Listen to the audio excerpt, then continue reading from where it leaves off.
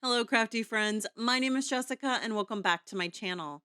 Today, we have a really fun card using a recent release from Simon Says Stamp. This embossing folder was released in July of 2024, and I absolutely love it.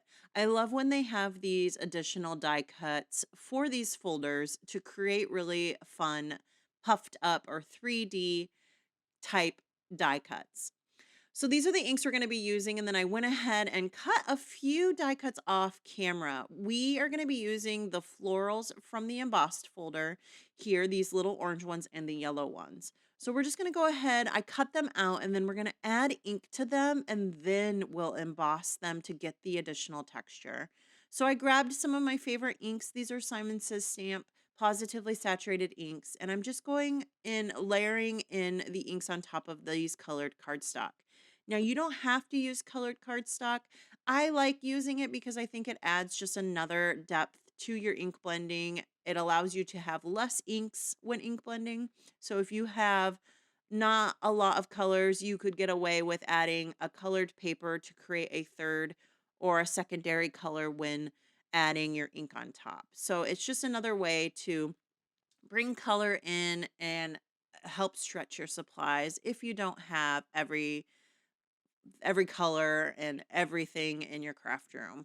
Now, I tend to have full set syndrome, so I do have all the inks, but it's not necessary. I have a, a sickness. I don't know what it is, but I have to have the full set of everything that I really enjoy. And so, but there are ways to get around that. And this is a great example. Just using colored cardstock can help get you an additional color if you need to stretch your colors in your craft room. So I grabbed some oranges and we're just going through and using a couple different various sizes of brushes to create some depth on these die cuts. Now, it is a little hard when they are flat to know exactly where to put the color, but this is a fairly straightforward floral. It's gonna push up and have a center, and then so I didn't really get too particular. I just wanted to lay some color down to create some dimension.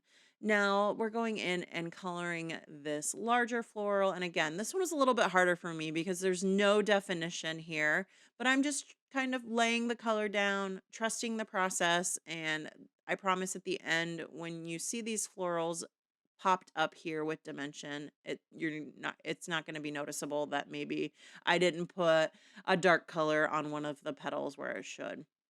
Just having fun laying this color down and just ensuring that we're getting some depth here.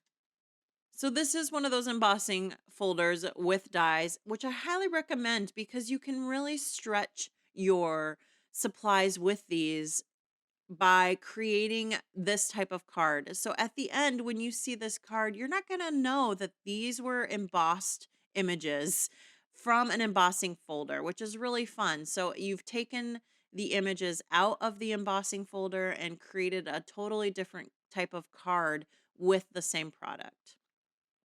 Now, these are some die cuts from Simon Says Stamp. I do have everything linked below, so be sure to open up the description box and check those out if you're interested in the products I'm using today. Please note that these are affiliate links, and what that means is if you click on a link and do a little shopping with me, I do receive a small commission at no cost to you. It just helps the craft room stay current and gives me some more little spending money so that I can continue to make these inspirational videos for you for free.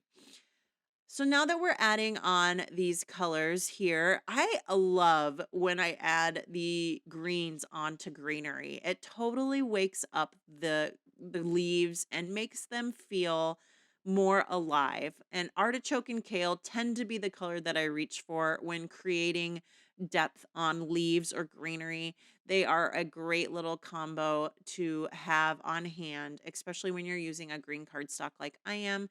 You can just use those two, but you could also bring in the lightest color and which is called cabbage, and die cut these colors on white cardstock to get the same feel. But I love this color combo on this green. It is absolutely beautiful. So for people who don't know sticky mats, be sure to bend them back. They are very sturdy, but that's the best way to get these delicate die cuts off to ensure that you're not ripping them. When sticky mats are new, they're extremely sticky. So just bending it back like that is the best way to move forward.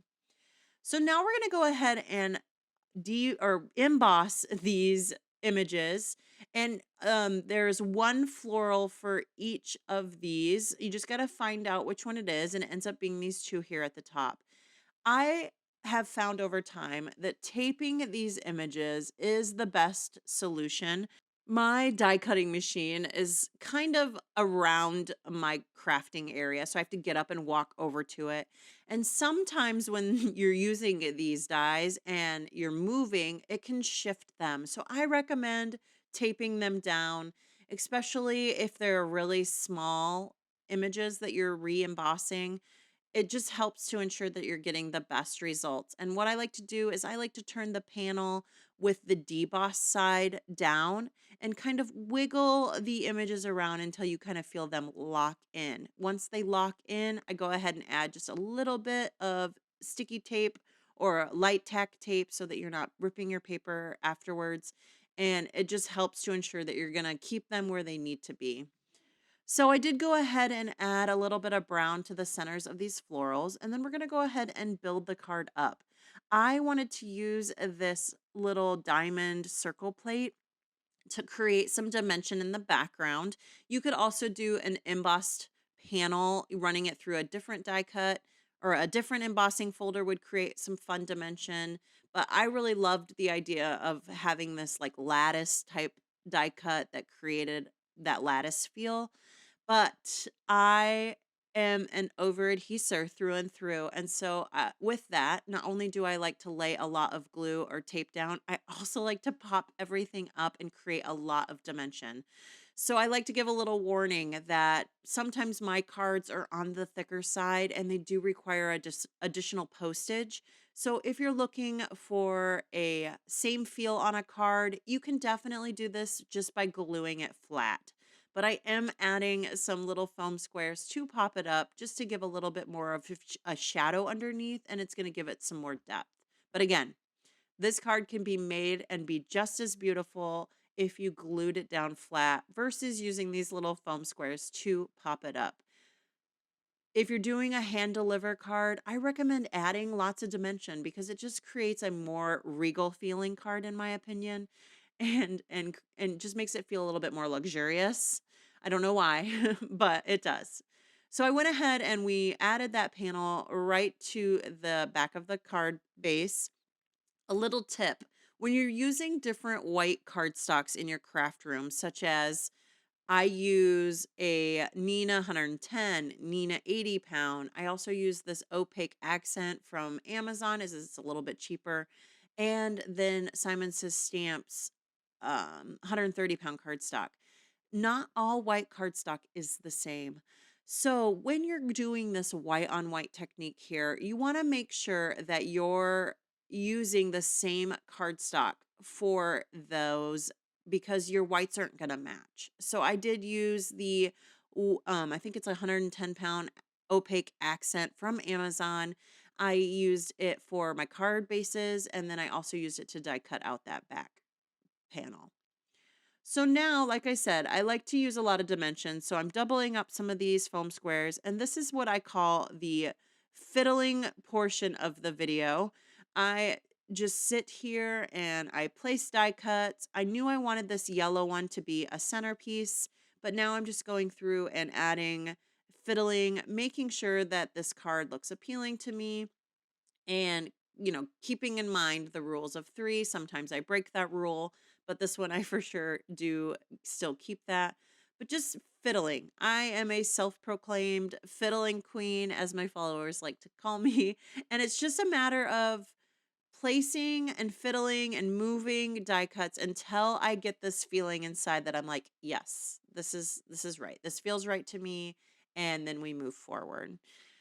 This is a process I do for most of my videos when it involves die cuts. And so bear with me. We get to the end result here soon. I'm just cutting down this die cut to kind of make sure that I can tuck it more underneath to give us that feeling. I wanted a full card, but sometimes it can be hard to create a balance when adding die cuts that feels right, and you don't want it to feel too heavy. So, I talked about that rules of 3.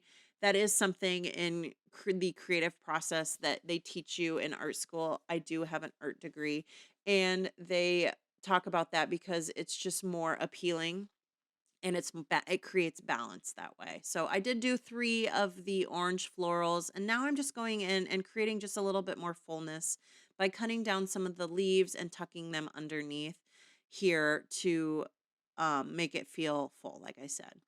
We're going to go ahead and wrap that up, and then that's going to be the floral part of the card, and then we're going to move into picking out which sentiment that I find looks the best.